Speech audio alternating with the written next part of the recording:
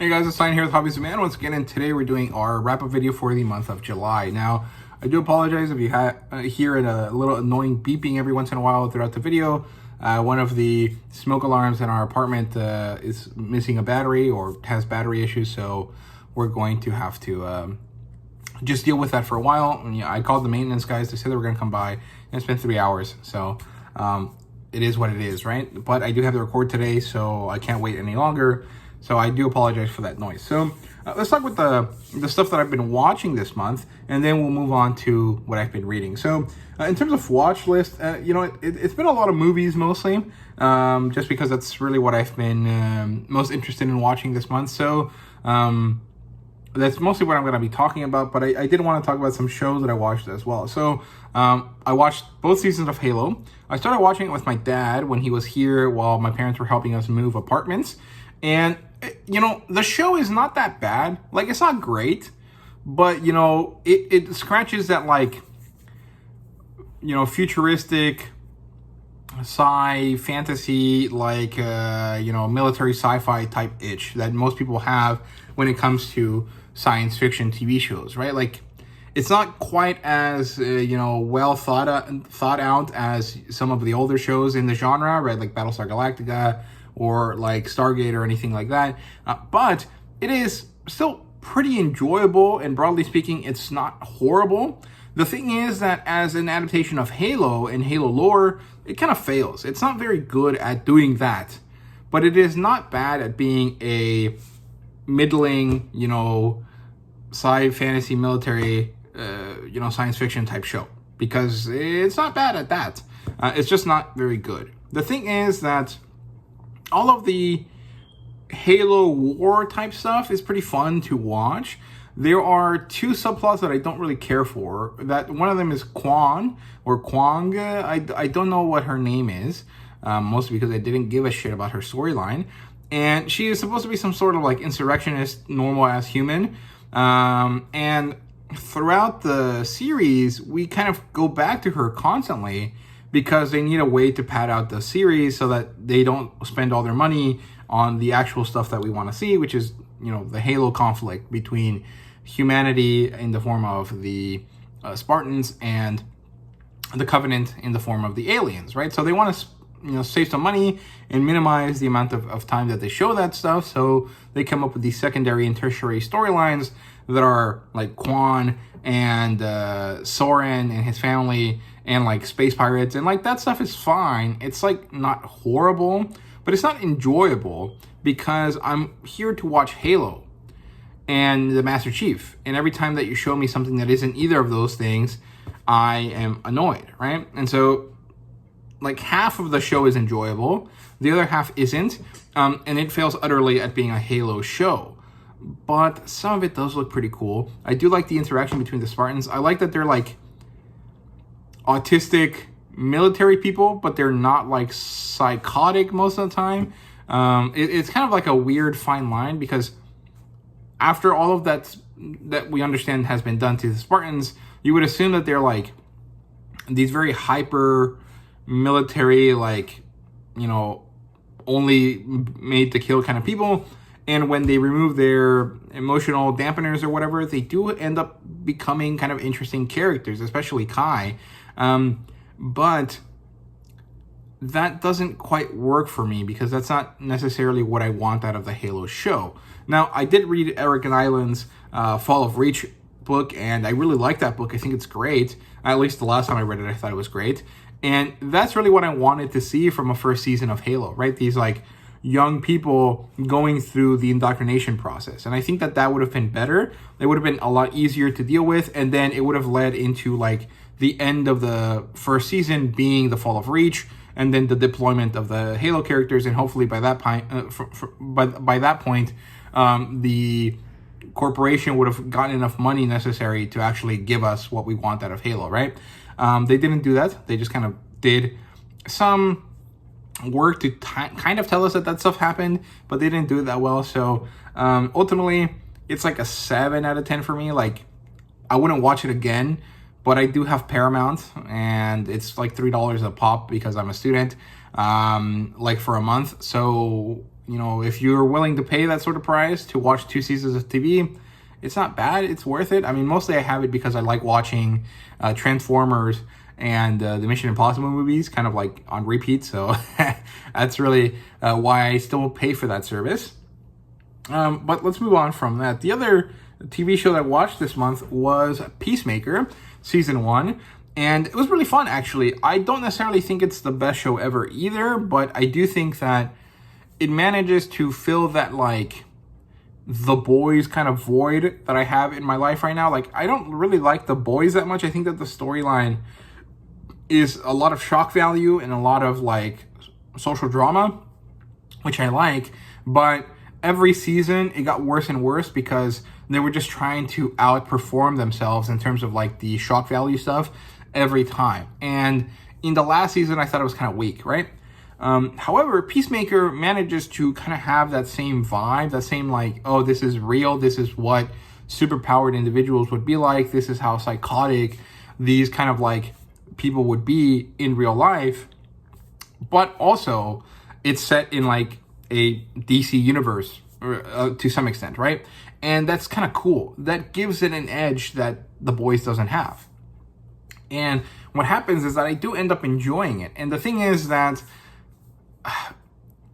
John Cena is very charismatic, and he really makes it fun to watch him be a total douche. And I understand why he was a popular wrestler. I've never been into wrestling, but I did know John Cena. And I really do enjoy his portrayal of the characters. I also think there's a lot of heart to this. I mean, it is a James Gunn thing, so that kind of makes sense. There's a lot of heart hidden under the misogyny and all of the, psychotic, stuff that's going on.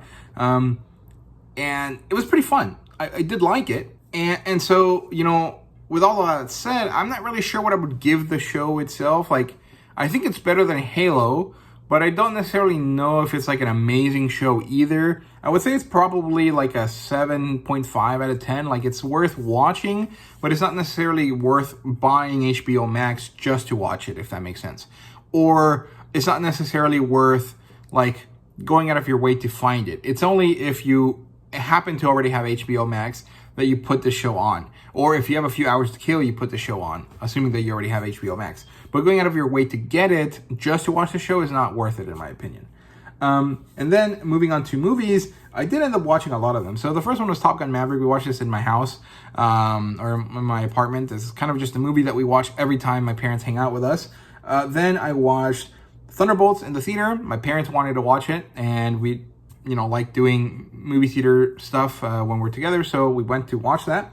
Then for the 4th of July, we went to watch Jurassic World Rebirth. Really good movie, or at least I really enjoyed myself watching it. I don't necessarily think it's a good movie, especially like weeks removed. I don't remember a single thing that happens in it, but I do remember enjoying the experience of going to the movie theater and spending a few hours there watching the movie and just dealing with, oh crap, all of the cool dinosaurs, right? Like, that is really what I expect out of Jurassic Park or Jurassic World at this point, and it delivered at that. Did it deliver at being a cool original story? No, and I don't necessarily think that it needs to, because the dinosaur spectacle thing is the niche that this is going for, and if you want paleo or dino media that isn't that, find other stuff, like documentaries and stuff like that, right? It is what it is, right? Then I watched F1 on my own. It was a great movie, really, really good. It's similar to Top Gun Maverick, but it doesn't manage to hit the highs of Top Gun Maverick as well as Top Gun Maverick does.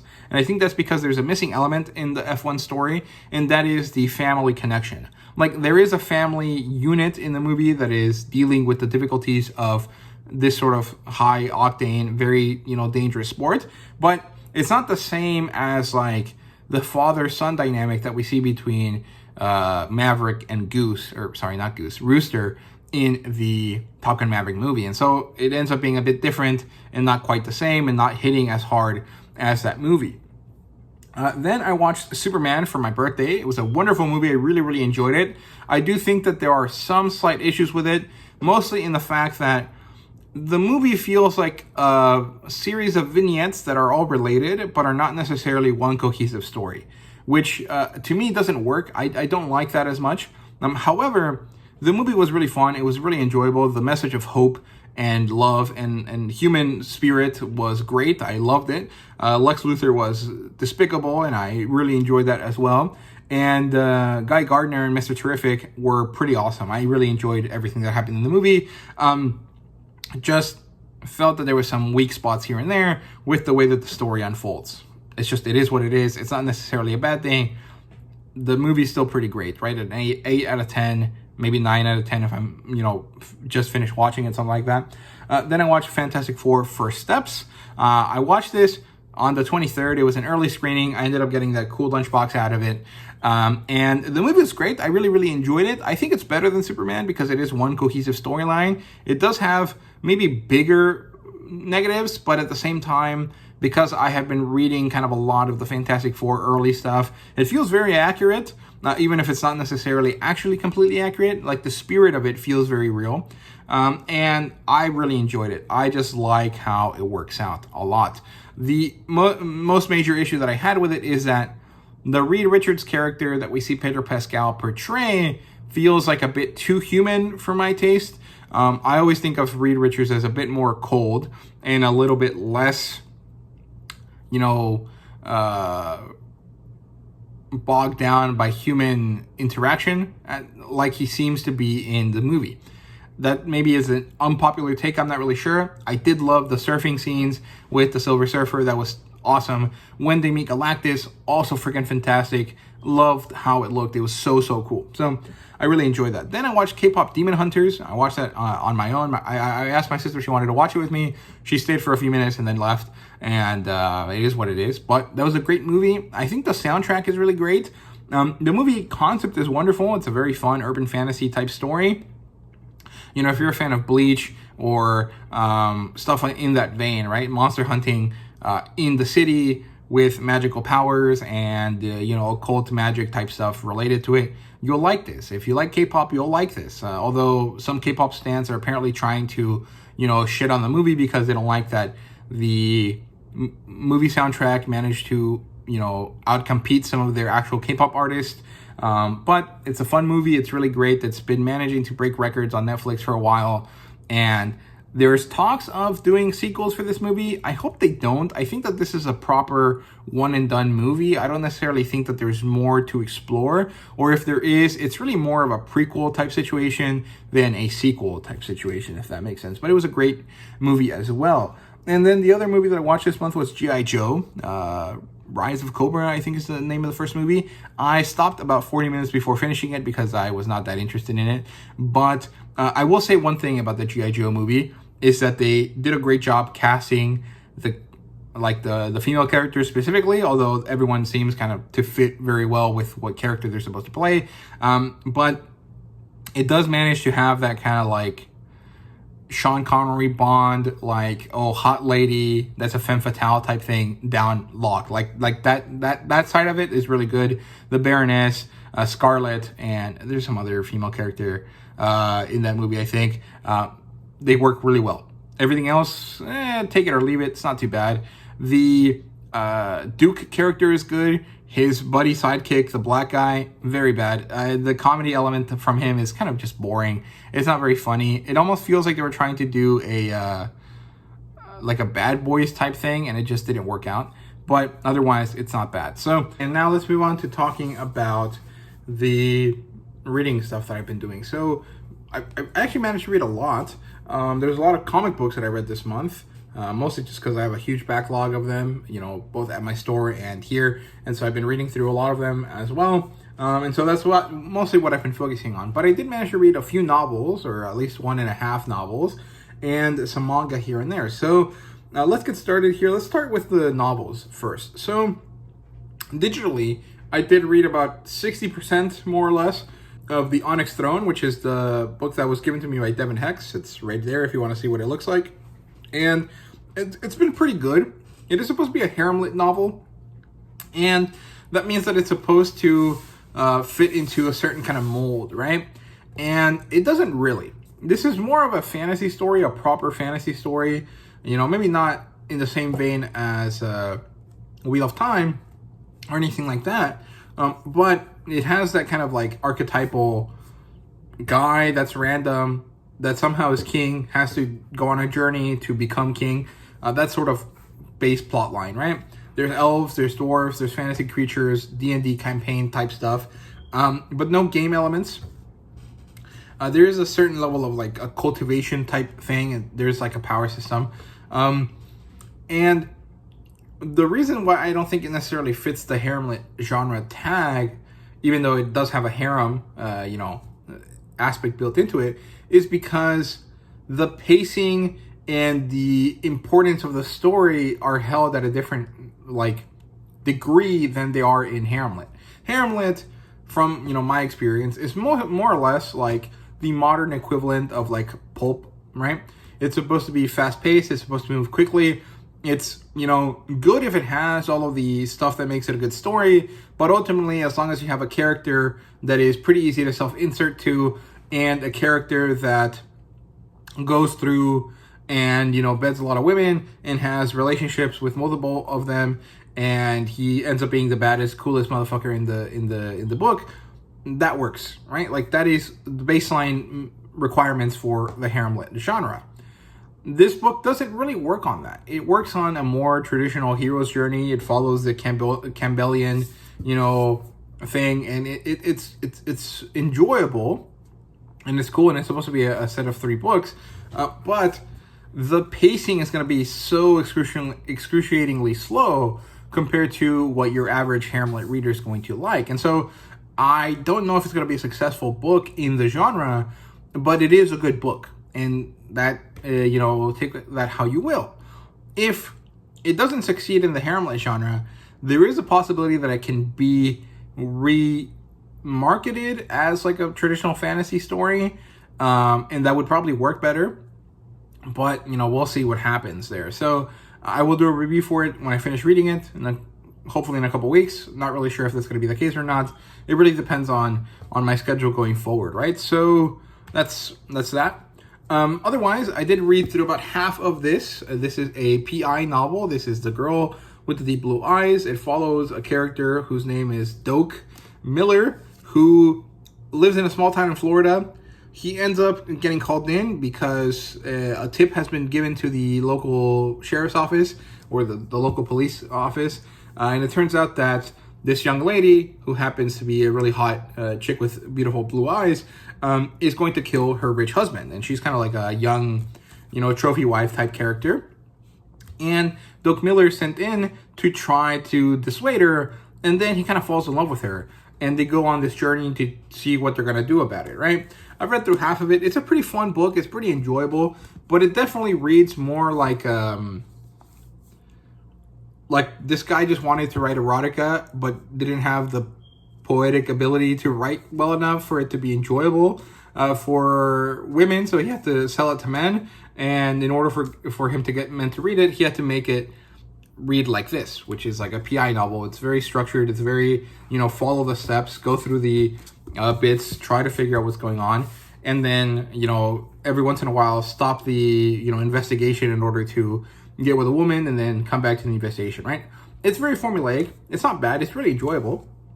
But given that it's the first novel that I think I've read in this genre, and that it's kind of crass in a way that isn't very appealing, it's kind of funny. Like, it ends up, like, it makes me laugh more than it makes me, like, get invested in what's happening. And it's kind of funny in that way. But it is enjoyable to read. It's just not the best thing ever, if that makes sense. I'll hopefully have a better, way to articulate what I feel about this book by the end of it. But, it's pretty easy to read.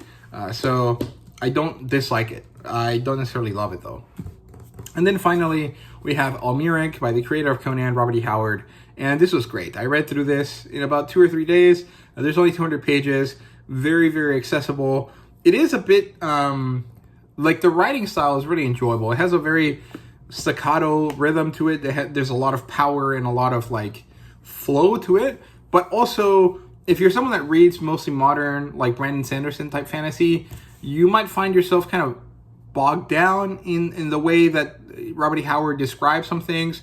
It's not necessarily lyrical, but it's also not, exactly what it is. There is some abstraction done in the way that he writes that makes it sometimes hard to tell what's going on. At the same time, it's pretty baseline enjoyable. Like, it's cool. There's this guy, he's from Earth, his name was Esau, or Esau, or Esau, I don't know how to say his name. It's E-S-A-U, and his last name is Karn, or C-A-I-R-N. And he gets transported to another world in a very John Carter-esque kind of way, and then he becomes kind of like this Tarzan character in this other planet called Almuric. He gets accepted by the local humans, who are like beast men, and then very beautiful, normal-looking women, and then they get abducted by these crazy, like, vampire people things called the Yaga, and then they have an uprising against the Yaga, and it's very cool. Very enjoyable story, very kind of classic Sword and Planet type stuff. There is some romance elements here and there, and that is when he gets most flowery, because Robert E. Howard, maybe it's not the right way to characterize him, but I would say that he was kind of a romantic, or at least he was hoping for romance in a way that is kind of weird to think about nowadays. And he kind of shows that off a little bit when he talks about the female character that Esau is really into, right? Her name is Alpha. And it was a really good book. I really, really enjoyed it. I particularly like this edition because it has a little poster in it. Although the poster, being a selling point, is actually exactly the same as the cover, which is a little bit of a shame. But it is a pull-out poster. And the only reason why I haven't pulled it out and put it on my wall is because I would feel pretty bad about damaging the book further and kind of losing the value of the book from keeping it in pristine, or like in as close to pristine condition as possible. Because this is not pristine by any means, but it's not necessarily so beat up that I can't sell it for a pretty penny later, especially if I keep it in this condition and over time things get more and more beat up, elsewhere, right? But I don't know, maybe I will rip it out because I do want to put that on my wall somewhere. So I don't know, we'll see. But pretty good book, I recommend it. I will do a full review for it later in the next couple of days. And I recommend you guys read it if you have not. It's a really fun book. So moving on from that, let's talk about the manga, since that's the next smallest pile. So in terms of manga, I did end up reading some of it online. I did read a light novel, so we're going to talk about that one first. The light novel I read was Do You Like Me, Not My Daughter? And I never have the right intonation for that, because it's supposed to be like a revelation, like, oh shit, you like me, not my daughter? Maybe that's what it's supposed to sound like, but I can never get that intonation out correctly when I'm saying the title. So I don't know, it's just the MILF or the Cougar Next Door novel is basically what it is. This guy who's in his 20s, is going to college, and he's coming by his neighbor's house every day. And it turns out that he's not there for his neighbor. He's there for his neighbor's adoptive mother, who happens to be her aunt, because he wants to get down with her. Stacy's mom's got it going on, and he wants some of that, cherry pie, as it were. And the lady doesn't understand initially. She's like, what are you talking about? And then throughout the novel, she's trying to get him to, realize that she's not for him. And every time that she tries to do that, he shows more and more that he does care about her, that he does like her, and that they're actually very compatible. And at the end of the novel, the lady is like, okay, fine, I guess we can, try to make this work, but we gotta go slow. And then immediately the guy's like, okay, let's go on a date. And she's like, oh, that's too fast. And I guess that's what the next volume is going to be about. I did like it. I think it was fun, but there were some pacing issues. The story felt like it was going too fast and too slow at the same time. And I think that's because there was not enough of a balance between the characters' like interactions. Like, on one hand, it feels like there was enough information about how some of the characters feel. On the other hand, there was not enough time given to them to process their feelings in such a way that would help us, the reader, understand their change in feelings, right? If that makes sense. I don't know if that does, but hopefully you kind of get what I'm saying. It's kind of hard to articulate what I'm trying to say, and I do think I did a better job in the review, so you guys can go watch that if you want. Otherwise, I did read through a few chapters of some manga online. I can't remember them off the top of my head, and I didn't write them down because there wasn't anything super important to talk about then. But I did end up reading a few chapters of Ichi the Witch. I think I mostly read through most of them last month, but there's a few new ones that came out in the last couple of weeks, and I did read through those as well. It's been pretty fun. Ichi the Witch did initially start kind of poorly for me. Like, the tonal shift was not great, but then as you go further through the story, it gets better, and then as it, you get used to it, the story does develop itself into more than just that, and so it becomes much, much better over time. So I do recommend you guys check that out. I also finished reading through the 5 books of Golden Kamuy that I have.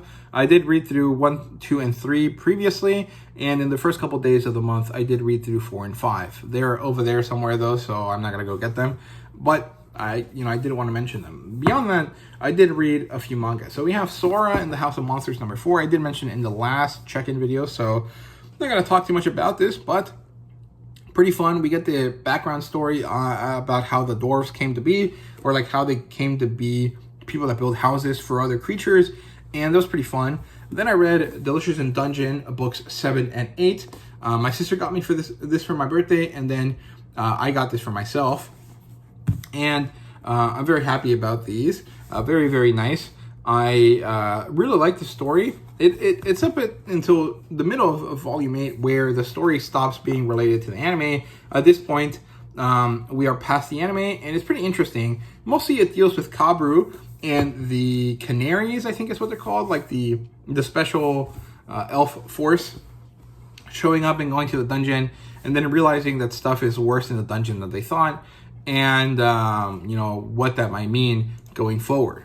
Then I read through Gon, and I just flipped through it because there's no words in this at all. But it's really fun. I actually really enjoyed it, and I do want to talk about this in a video separately at a later date. But I do hope that this eventually gets a reprint edition here in the States, because it's a really fun series. It's a series that should be very easy for anyone to translate, and it would sell pretty well because it is a very fantastic piece of artwork, even if it's not necessarily super deep because there's not very many words, but it is very good. So I do hope that gets printed eventually, or if I ever manage to go to Italy, I will buy myself the Italian hardcover editions, but who knows? I don't think that that's going to be likely anytime soon, so we'll see. Then that's it for the manga. Let's move on to the comic books here. So in no particular order, just because I'm not that interested in ordering these at the moment, I did read through Fantastic Four, the Penguin Random House Classic Collection Edition, or the Penguin Classics Edition. Very, very good book, very enjoyable. I like this edition a lot because it's a really beautiful edition. Gold foil embossing and very nice texture, and the book itself is very good, and the pages have a beautiful like vellum-esque quality to them. Like, this book is beautifully done. It is not necessarily my favorite way to collect this. I think it's a really good introduction piece. And reading this before the movie actually was wonderful because it really helped me understand the characters, because the way that the characters in the movie are portrayed is not necessarily exactly the same, but it is very similar to what we see in them, right? And of course, the movie is basically based on the middle issues that are shown here, which are 48, 49, and 50, which are the Coming of Galactus saga, and that's what the movie is about. And reading through that edition was wonderful for that case, for that kind of vibe. It is a great starter or introduction. It is not necessarily a great way to understand the Fantastic Four beyond understanding them for the movie. And so it's kind of hard to recommend buying this at this point, because if you want to understand the Fantastic Four, or if you want to read them and collect them, then you're probably better off doing the omnibuses of the original run or reading through the Epic collections, right? If you just want a single book that is about the Fantastic Four that will give you a baseline understanding of them, then this is what you should get. And that's kind of the point of these sorts of books, right? So it succeeds at doing what it's supposed to, and I will obviously keep it because I got it for $10, and that's a very, very good deal since it's supposed to be a $50 book, right? But if I was doing this over again, I would have probably just picked up a classic or an Epic collection instead. That might have been a better way to get introduced to the characters, but then it might have not succeeded at getting me excited for the movie in the same way that this did, because this did a great job at like explaining where they come from, what their biggest enemies are, the most important storyline that they have, the most important storyline for Ben Grimm, and then introducing Namor, right? So that did a great job there. So I don't know. Feelings on this are varied. and I'm not really sure at any given moment what I would recommend you guys do. So there you go. Then following up with the Fantastic Four theme, we have Fantastic Four Full Circle. This is a great companion piece to that other book, but it is a standalone book itself as well. However, I do recommend you read through Fantastic Four issue 51, I think is what this one references. It is quite enjoyable. So there you go. I'm not going to say too much more about this. I did a review for it already, and I did a good job with that one, so not much more to say. Very good. It's by Alex Ross. The artwork there is phenomenal. Very, very enjoyable. Recommend you guys give it a go if you can. Then we have Jurassic League. This is a good concept, not a great execution. I picked this up because I thought Daniel Warren Johnson was an artist on this. He's not, although he did do this cover, I think. Mostly the art is done by Juan Gideon, or Juan Garron, I think is actually who does this. Let's see. No, Juan Gideon, and then Rafa Garres, and then John Mickle are the artists. And great concept, very, very enjoyable concept. But there's kind of a few things that I have a problem with, and I want to keep that mostly for the review. But in general, what I will say to you here is that there is it almost feels like they weren't prepared enough for what they were trying to do. And sometimes that ends up being with some of the characters having weird names that don't make too much sense for what the type of dinosaur they are. And then sometimes that ends up being with this feeling of like, oh, this could have been so much better if they just tried a little harder. And I don't know who's to blame here, to be honest with you. I don't necessarily think it's Daniel Warren Johnson. He doesn't seem like the type of guy that would kind of go at something and then not do his best. And maybe it's probably an editorial issue, primarily. But there's also another issue that I want to talk about, is that the middle issue of the story is done by a different artist whose style is significantly much like scratchier than everyone else's in this book. And what happens is that suddenly it feels like you're not able to read properly because everything feels blurry because of the art style. And that was not enjoyable for me. Although in isolation, it'd be kind of cool. I didn't like it in the context of the whole story. So I did end up feeling disappointed by this, but also kind of like totally okay with it because, yeah, it's not going to be that great of a book. It's a pretty schlocky kind of concept. But I wish that they would have tried harder to make it less, like make it schlocky and then also make it be really good. And they kind of failed at that, so it is what it is. Then we have Superman number 2. This is The Chained. Pretty cool story here. And then this leads right into the introduction of Brainiac into the House of Brainiac storyline, which I did just buy. But it came in after I recorded my haul video, so it will come up on the next haul video. I actually ended up getting that book for free, which is pretty cool. I'll mention that later. But that's it for the collected editions. I did really enjoy the Superman one. I think Williamson does a great job with that. And the artwork is not my favorite because it's not Jamal Campbell anymore, but it is still pretty consistently enjoyable. So I do like it. It's just not as good as the first issue, or the first volume, if that makes sense.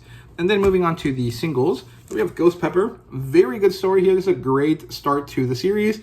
Very enjoyable. If you like 80s anime, if you like food stuff, and if you like cool action sequences, you'll probably enjoy this quite a lot. I recommend you guys check this out. It's very good. We have Godzilla Destroys the Marvel Universe. Not great, not horrible. I do like the wraparound cover on this. The issue I have with it is that it feels emasculating to its characters. It feels like Godzilla is somehow the scariest thing that the Marvel Universe has ever seen, even though that's not even remotely true, right? So I don't necessarily like that aspect, but otherwise it's pretty good. We have Wonder Woman number 23. This is probably the worst Tom King issue that he's done.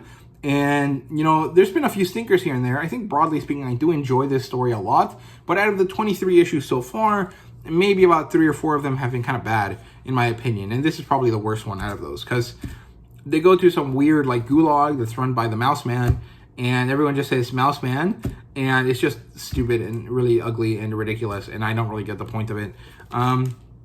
Thankfully, no, actually, Sampere was the artist on this, which feels like a waste. I don't know why Sampere allowed himself to be used for this sort of thing. It's really stupid. He should have used this as a break and then come back with something better later. Then we have Justice League Unlimited. Pretty enjoyable here. I do like the series a lot. This is the epilogue for We Are Yesterday, thank God, because I didn't think that arc was very good. However, the artwork here is phenomenal because it's Mora and Bonvillain, and very, very good stuff there. We have Heatseeker. This is enjoyable. I don't necessarily think that the Gun Honey Extended Universe is the best. I think Heatseeker is not very amazing compared to the original series, but it's not bad. It's pretty enjoyable still. This seems like a good start to the story. I don't like this cover though. This is an Artgerm cover, and he's supposed to be a really great artist, and usually he does, you know, put in a lot of effort and makes these really beautiful art pieces for covers.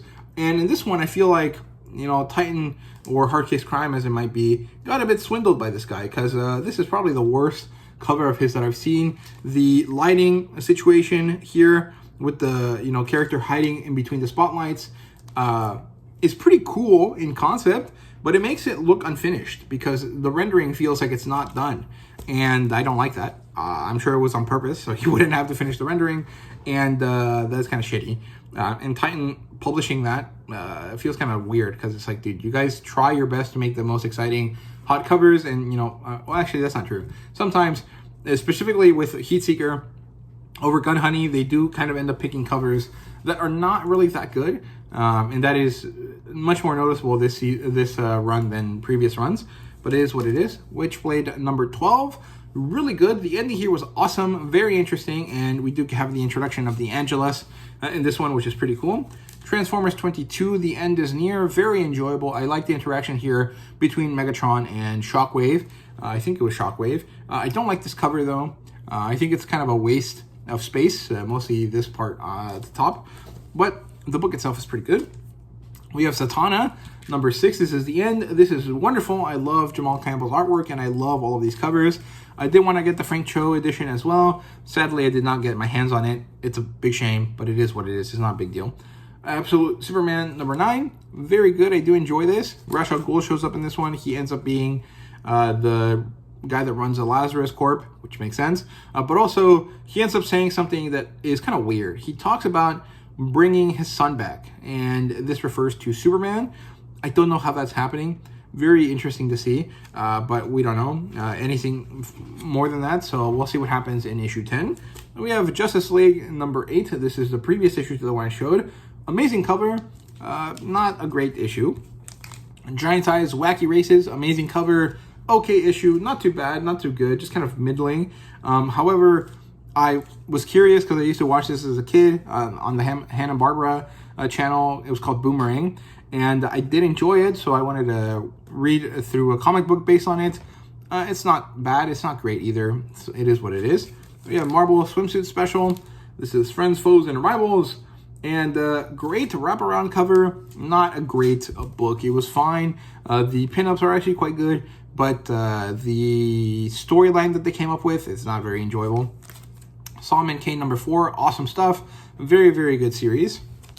Conan number 22, amazing cover, very good artwork inside here. Fernando Danilo does an amazing job, and the storyline is really awesome. It's basically Conan being a gladiator for a few issues, and it's been pretty fun, pretty phenomenal. Then we have Marvel Must-Haves, Fantastic Four, Wolverine Revenge, and Storm. This is not bad. It was pretty good. I do like this cover a lot because it references one of the earliest covers for the Fantastic Four. Godzilla vs. Thor, probably one of the best Godzilla vs. books that we got out of this 6-issue run. This one is probably the best one for most people, but for me it's the second best. The first best is the X-Men one.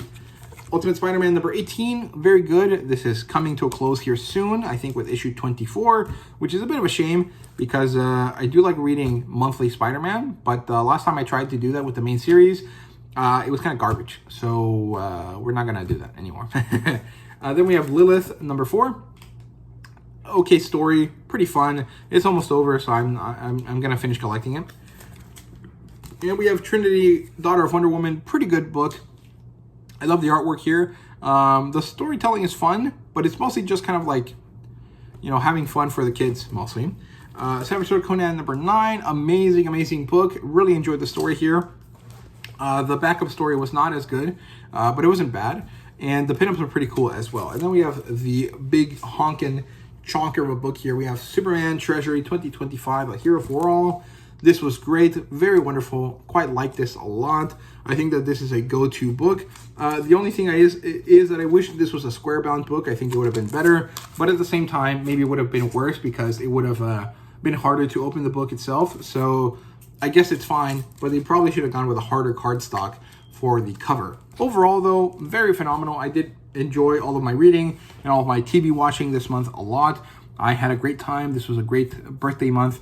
I have some struggles in my personal life that I'm kind of going through. But when it comes to reading and my, delving into media as a way to escape into better, more fun worlds, I think it's been a great success. I've really enjoyed everything that I've consumed this month and in previous months as well, to be honest with you.